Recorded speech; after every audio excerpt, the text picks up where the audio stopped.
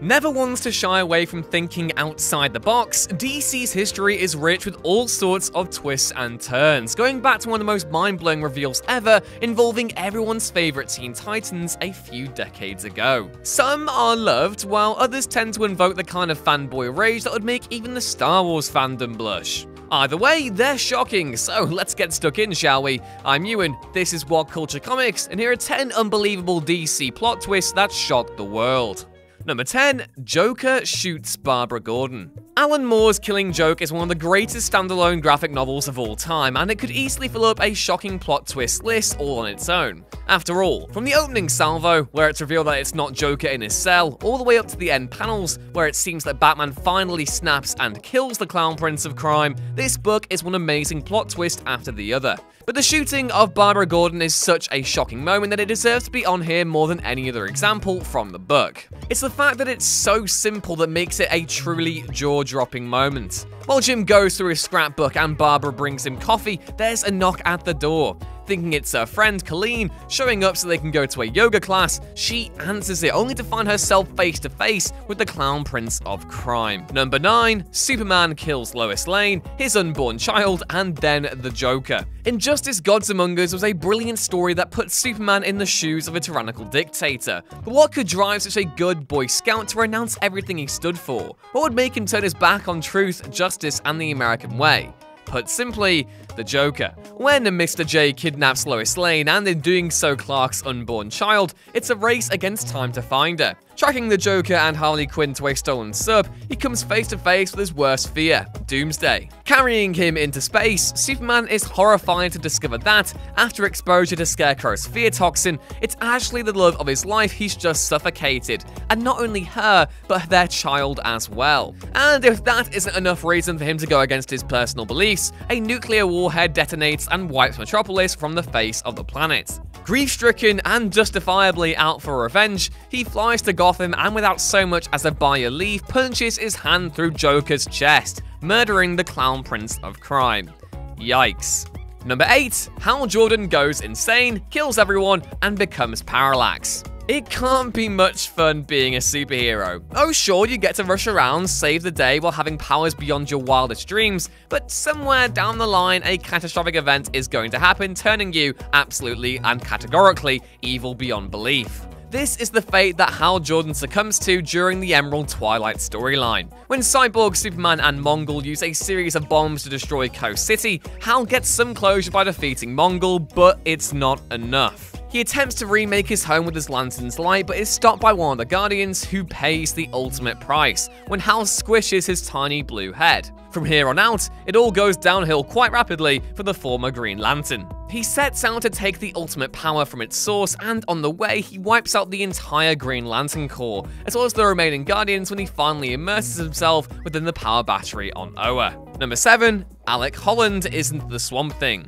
Alan Moore makes another appearance on this list due to his stupendous run on the revamped Swamp Thing back in 1982. And as is his way, this twist is quite a doozy. Ever since his first appearance way back in 1971, it has been etched in stone that the Swamp Thing is ALEC Holland. He's the victim of an explosion that leaves his wife dead, and Alec covered in the biorestorative formula they are working on, and this is how the big green monster is brought into the world. Or so we thought. While he is cryogenically frozen and dormant, superbad dude Jason Woodrue performs an autopsy on Old Swampy and discovers that ALEC Holland never survived the explosion, and that the creature under his knife is just that, a creature who just happens to possess the memories of Holland, which is why he's convinced they are one and the same. Number 6. Barry Allen returns after 23 years. During Crisis on Infinite Earths, Barry Allen makes the ultimate sacrifice, laying down his life to save the universe. With the Anti-Monitor poised to obliterate the Earth with a giant space cannon, the Flash creates a speed vortex to draw the power into, but sadly at the cost of his own life. The world mourns the passing of one of its greatest heroes, and decades go by with no sign of him returning, until Grant Morrison came along with 2008's Final Crisis. With the whole of time and space being sucked into a vortex, created by Darkseid's death at the end of New Gods, it's up to the world's greatest superheroes to somehow save the day yet again. As they battle against the odds, Jay Garrick and Wally West head to the place Jay had first met Barry all those years ago. Suddenly sensing familiar vibrations within the Speed Force, both are left shocked as, out of nowhere and still running after the bullet that killed Orion, with the Black Racer hot on his tail, comes Barry Allen, back from 23 years exile. Number 5. TERRA is working with Deathstroke. When TERRA and Deathstroke have a pretty convincing throwdown, it isn't long before she's accepted onto the ranks of the Teen Titans, but, unfortunately for them, it's all a ruse. It seems that the two are in cahoots to bring down the erstwhile heroes from the inside, having taken a contract from Hive, and the best way to achieve this is for them to learn their weaknesses before strapping them to the wheel of power. Even though it is revealed quite early on that TERRA is in fact a double agent in Titan's Tower, it doesn't take away from how shocking the whole situation is. First off, there's the fact that she's been in a relationship with Slade Wilson since she was 15. Insert Sideshow Bob break noise here.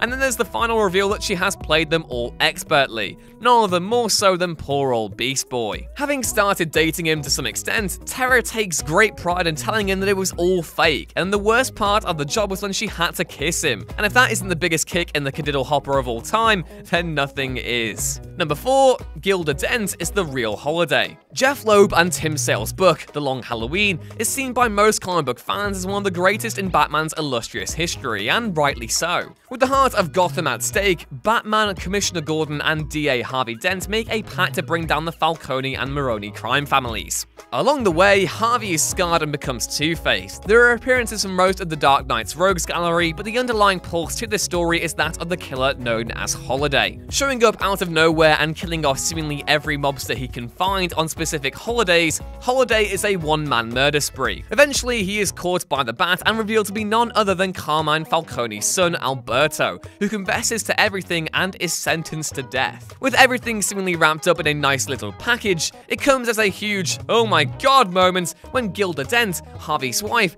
is seen burning the items of the serial killer in her furnace and openly confessing, via monologue, that she was in fact the first person to don the Holiday moniker. Number 3. What's the deal with Oberon Sexton? Anyone who knows me will know that I absolutely love Grant Morrison's Batman. Either way, there are spoilers for the series from here on in, so if you want to go in as fresh-faced as possible, skip ahead now. Now for the twist. In Batman and Robin, Morrison introduced a character known as Oberon Sexton, a British crime novelist drawn to Gotham because of its seedy reputation. Batman, who was Dick Grayson at the time, soon discovers that the killings Oberon was investigating were all actually elaborate jokes, leading to the big reveal that the real Oberon was dead, and Joker, seemingly killed in the events of Batman R.I.P., had returned in his guise. Number 2. I did it 35 minutes ago. Ozymandias' plan to force the world to unite against a common threat, that of a telepathic biologically engineered creature being bounced into the heart of New York City, killing millions in the process, is one that is much a work of genius as it is insanity. But the real kicker here isn't that he is eager and willing to sacrifice so many innocents to save the rest, but the fact that he reveals all of this to Night Owl and Rorschach. When they confront him and Ozymandias lays his plan out in all its glory, Night Owl is left to wonder, when was this hopeless black fantasy supposed to happen? When were you planning on doing it? What follows is one of the best pieces of writing in all of comics literature. Speaking ahead, Ozymandias says, "Dan, I'm not a Republic serial villain. Do you seriously think I'd explain my masterstroke if there remained the slightest chance of you affecting its outcome? I did it 35 minutes ago." Twists don't get much better than that, folks. And number 1, there are 3 Jokers. While sitting in the Mobius chair, Batman asks what the Joker's true name is, and he doesn't like the answer. As he tells it to Hal Jordan, the chair answers him by telling him that there isn't one Mr. J out there, but there is, in fact, 3. This actually makes perfect sense if you think about it. After all, over the years, the Caped Crusader has crossed paths with Joker time and time again, and often he's sporting a different variation on a given theme. One Joker can be all gags and laughter, another can be a cold-blooded killer, and the third may seem to be a criminal mastermind, plotting and playing the long game the whole time. Whether or not there will actually be 3 different entities occupying the same piece of space and time, and whether it's just 3 different personalities living inside the crazed clown's mind, remains to be seen. What is for sure, though, is that when the 3 Jokers book finally hits stores, it's going to split the fandom straight down the middle. As always, I've been Ewan, keep supporting your local comic book store, and I'll catch you next time. Bye!